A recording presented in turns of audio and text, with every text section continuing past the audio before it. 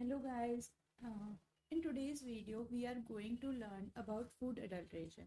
What is food adulteration? Why was it in news? What are its impacts? And what are the challenges of adulteration? And what are the future ways we can have of food adulteration? So let's begin about the food adulteration. What is food adulteration or why it was in news? Actual में guys क्या हुआ था, food adulteration news में इसलिए था क्योंकि recently हुआ क्या था,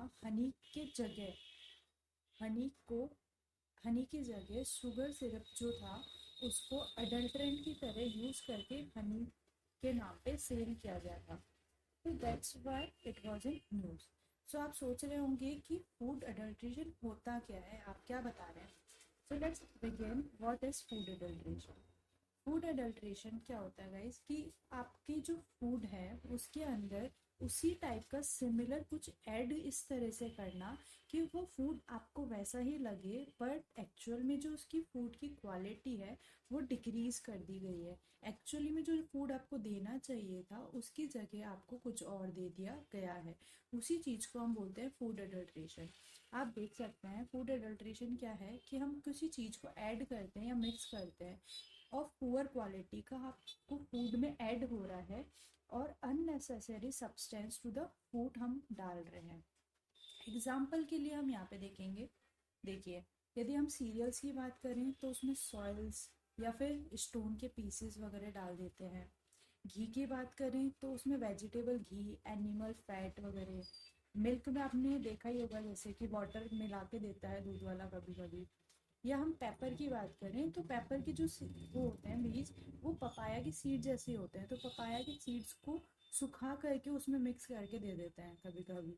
तो वो इस तरह से फूड अडल्ट्रेशन हो जाता है। या फिर हम रेड चिल्ली की बात करें तो उसमें क्या करते हैं लोग कि रेड ब्रिक्स के जो घस देते हैं उसको और उसका डस्टिंग जो है वो रेड चिल्ली में डाल देते हैं। हनी की बात अभी हमने करी थी कि उसके अंदर शुगर एंड वाटर को मिला देते हैं। तो it was not good for health actual में।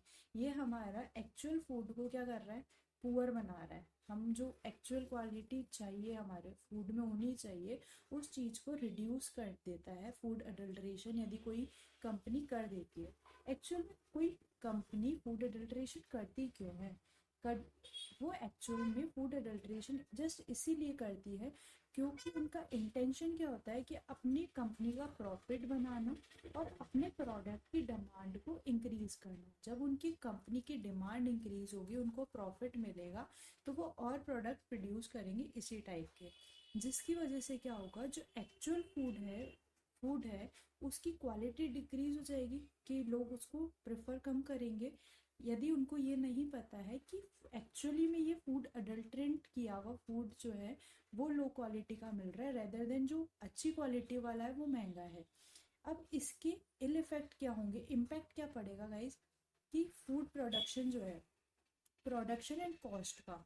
देखिए इम्पैक्ट प्रोडक्शन एंड कॉस्ट पे कैसे पड़ेगा कि जो हमारा नॉर्मली फूड होता है उसकी वैल्यूज़ हाई हो जाएंगी और जो अडल्ट्रेंट फूड होगी उसकी लो क्वालिटी है, तो वो प्राइसेस कम में बेचेगा, जिसकी वजह से उसकी डिमांड ज़्यादा होगी, प्राइसेस कम होंगी तो।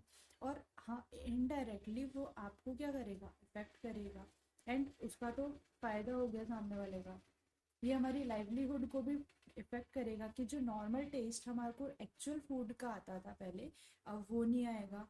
या फिर हम ऐसे फूड को कंज्यूम कर रहे हैं हमारी डेली लाइफ में जो कि हमारी हेल्थ के लिए क्या है गाइस, हार्मफुल है। उसमें से जो न्यूट्रिशनल वैल्यूज़ हैं एक्चुअल की जो होनी चाहिए, सपोज मिल्क है, मिल्क से हमको प्रोटीन मिलता है, अच्छे अच्छे फैट्स वगैरह, कैल्शियम, ये सब चीज़ें मिलता है। तो वो जो एक्चुअल एब्जॉर्ब करती है हमारी बॉडी वो नहीं कर पाएगी क्योंकि उसमें उस एक्चुअल फूड कंटेंट का मटेरियल नहीं है, उसमें कुछ और एडिशन किया गया है, अडल्ट्रेंट कुछ उसमें डाला गया है, जिसके कारण उसकी न्यूट्रिशनल वैल्यू डिक्रीज हो जाएगी। हमारी हमारी हेल्थ जो है वो डायरेक्टली तो इफेक्ट होगी उससे।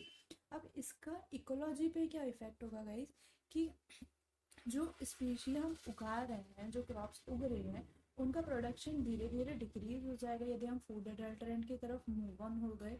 तो उसके चक्कर में हमारा फ्लोरा एंड फोना इनडायरेक्टली और डायरेक्टली क्या होगा, इससे अफेक्ट होगा। अब चैलेंजेस क्या हैं फूड अडल्ट्रेंट के?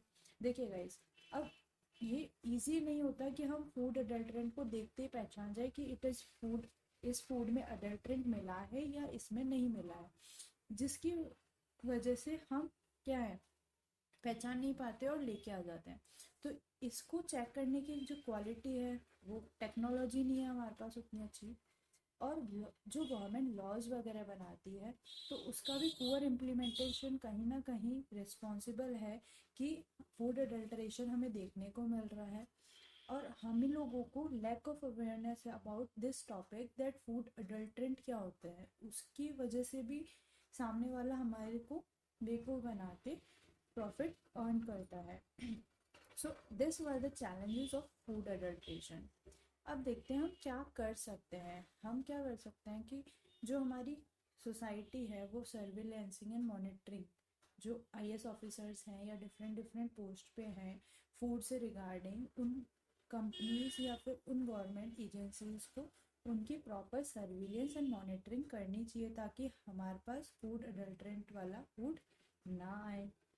लोगों को या फिर जो पर्सनल्स हैं उनको इस तरह से ट्रेन किया जाए कि वो डिफ्रेंशिएट कर पाए कि कौन सा फूड फूड अडल्ट्रेंट के साथ है और कुछ फूड नहीं है।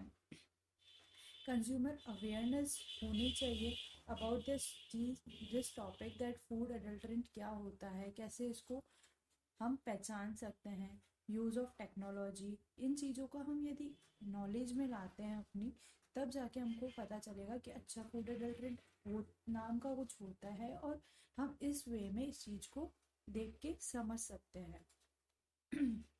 हम कंज्यूमर प्रोटेक्शन एक्ट के थ्रू कंज्यूमर कोर्ट में भी फाइल कर सकते हैं कि इस फूड में हमें फूड अडल्ट्रेंट मिला है, हमको जो एक्चुअल में फूड चाहिए था इन्होंने उसमें अडल्ट्रेंट मिला के दिया है।